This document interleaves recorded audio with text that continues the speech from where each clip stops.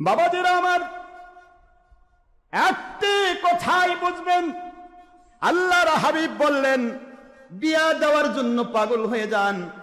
ছেলে দেখলেই বাপরে ছেলে ইঞ্জিনিয়ার, কিন্তু ওই যে 22 নম্বর ফেরকাতা দেখলেন না, ওই 22 নম্বর ফেরকার কাছে ও বাদশাহ, তোর মেয়ে রাজকন্যাকে বিয়ে না দিয়া একটা রিক্সা পেডিরওয়ালাকে আল্লাহওয়ালা দেখে বিয়া দে, তোর মেয়ে তোর সাথে, তোর ওই রিক্সাওয়ালার সাথে জান্নাতে থাকবে। খালি 22 তলা দেখে বেড়ায়, আর পরে দেখো হুজুর হুজুর কি হয়েছে, হুজুর কি, আমার আমার বেটি খালি অত্যাচার করবে, তো ওটা তো জালেম। আপনি দেখে শুনে জালেমের বিয়া দিচ্ছেন। আর রিক্সা লাগতে দেন, রিক্সা পেরে নিয়ে যে খাবে, হালাল রুজি খাওয়াবে, কোনো সম্মানের হারি নেই।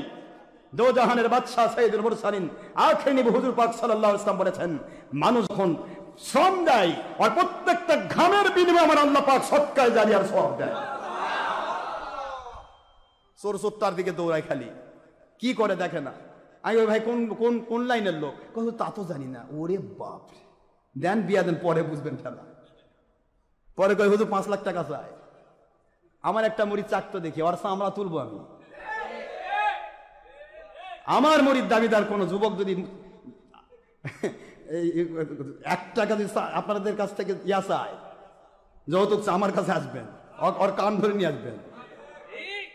যৌতুক নেওয়ার চিন্তা যে করবে, এটা জালেম, এর জীবনে বরকত থাকবে না। মানুষ তার জীবনের সর্বস্ব দিয়ে একটা মেয়েকে পালন করেছে, যা খাবার খাওয়াইছে, কত কি করেছে, মেয়েটাকে 16 বছর 20 বছর 25 বছর পারলো তোক দেওয়ার জন্য, আর তুই নিবি আবার তার থেকে 5 লাখ। আরে জালেম, এই 5 লাখ তোর বদ্ধ থেকে 50 লাখ হয়ে বের হয়ে যাবে, হুঁশ পাবি না, পাগল হয়ে যাবে।